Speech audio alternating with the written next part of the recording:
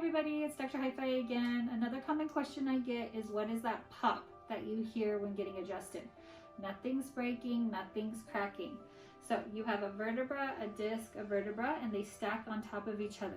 What you hear when you hear that pop, it's just oxygen being released between the vertebra and the disc space. It's the cavitation you're hearing, and it's just oxygen. Oxygen being released, taking pressure and stress off of your spine.